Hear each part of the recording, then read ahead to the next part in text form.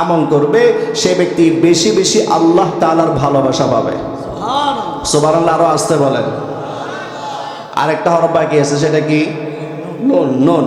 তিনি বলেন নুন দ্বারা উদ্দেশ্য হচ্ছে নূরুন, আর নূরুন শব্দের অর্থ হচ্ছে আলো। তিনি বলেন যে ব্যক্তি শাবান মাসে বেশি বেশি রোজা রাখবে, শাবান মাসে বেশি বেশি নেক আমল করবে, ওই ব্যক্তির ঈমানের আলো বেড়ে যাবে। সুবহানাল্লাহ। তাহলে পাঁচটা হরফ দ্বারা পাঁচটা বিষয়ের প্রতি ইঙ্গিত করা হয়েছে। যেহেতু শাবান মাস প্রায় শেষের দিকে, নাকি অর্ধেক চলে আসতেছে না? এই যে আজকে কয় তারিখ শাবান মাসের? কয় তারিখ? আরে ইংরেজি আর শাবান তো একই, এখন আরবি ইংরেজি আরবি এক না? তো ইংরেজি আজকে 8 তারিখ, শাবান মাসে কয় তারিখ? 9 তারিখে ওই যে আরবি হিসাবে শুরু হয়ে গেছে আর কি। 9 তারিখ সূর্য ডুবার সাথে সাথে আরবি হিসাব শুরু হয়ে যায়, সেই হিসাবে 9 তারিখ। তা আমরা মোটামুটি 3 ভাগের প্রথম ভাগে চলে আসছি, প্রায় শেষ প্রথম ভাগ।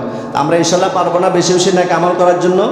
তো আমি বলছিলাম যে আল্লাহ পাক রব্বুল আলামিন আমাদেরকে যে হায়াত দান করেছেন, যে জীবন দান করেছেন, এই জীবনটা কিন্তু আল্লাহ তাআলা নিয়ে নেবেন, অর্থাৎ এন্তেকাল দিবেন। আর এন্তেকালের পর আল্লাহ তাআলা বলেন ওয়া ইন্নামা তুওয়াফাউনা উজুরাকুম ইয়াউমাল কিয়ামা, কিয়ামতের দিন তোমাদেরকে পরিপূর্ণ বদলা দেওয়া হবে। এখন সেই পরিপূর্ণ বদলা আমরা কি চাই যে খারাপ হোক? খারাপ হোক এখানে কেউ কেউ আছি আমি চাই না। তো আমরা কি চাই? ভালো বদলা আমরা চাই, ভালো বিনিময় আল্লাহ তাআলার কাছে আমরা চাই। এই জন্য নবী করিম সাল্লাল্লাহু আলাইহি ওয়াসাল্লাম তিনি চেয়েছেন তার প্রতিটি যেন জাহান্নাম থেকে মুক্তি পেয়ে যায়, নবীর সব উম্মত যেন জান্নাতবাসী হতে পারে। সেই জন্য সারাটি জীবন তিনি কান্নাকাটি করেছেন।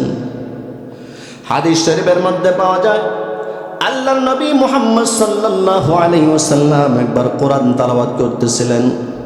কোরআন তেলাওয়াত করতে করতে করতে করতে ইব্রাহিম আলাইহিস সালাতু ওয়াস সালাম আল্লাহ পাক রব্বুল আলামিনকে একটা কথা বলেছিলেন, সে আয়াতটা পড়লেন। ইব্রাহিম আলাইহিস সালাতু ওয়াস সালাম বলেছিলেন রব্বি ইন্নাহুন্না আযলালনা কাসীরাম মিনান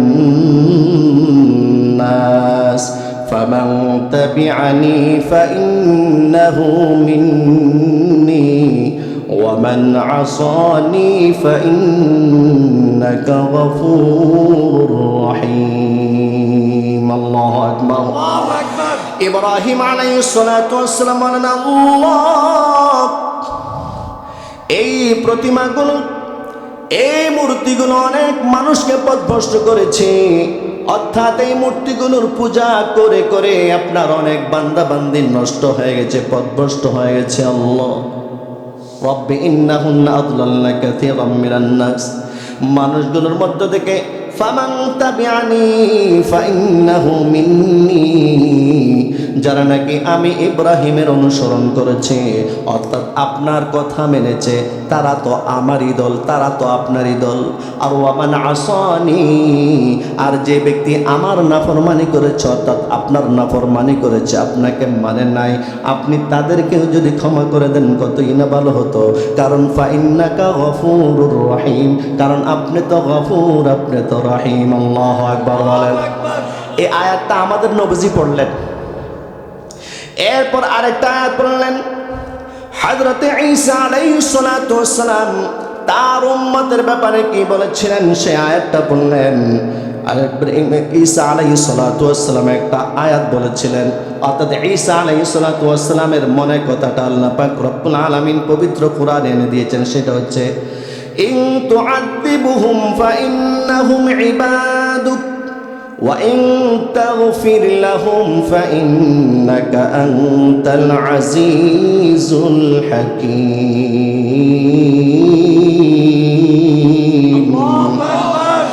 ঈসা আলাইহিস সালাতু ওয়াস সালাম বলেন আল্লাহ যারা নাকি আপনাকে মানে নাই তারাও তো আপনার বান্দা, আপনি যদি তাদেরকে শাস্তি দেন আপনি শাস্তি দিতে পারবেন, কেউ আপনাকে বাধা দিতে পারবে না।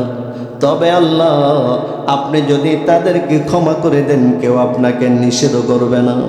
কারণ ফাইন্নাকা আনতাল আজিজুল হাকিম, কারণ আপনি তো পরাক্রমশালী আল্লাহ, আপনি তো প্রজ্ঞাময় আল্লাহ।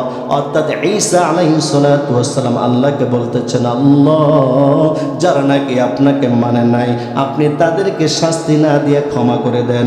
আবার ইব্রাহিম আলাইহিস সালাতু ওয়াস সালাম আল্লাহকে বলেন, আল্লাহ যারা নাকি আমার নাফরমানি করেছে, যারা নাকি আপনার নাফরমানি করেছে, আপনি যদি তাদেরকে ক্ষমা করে দেন, ক্ষমা করলে তো সমস্যা নাই, কারণ আপনি তো গফুর, আপনি তো রহিম।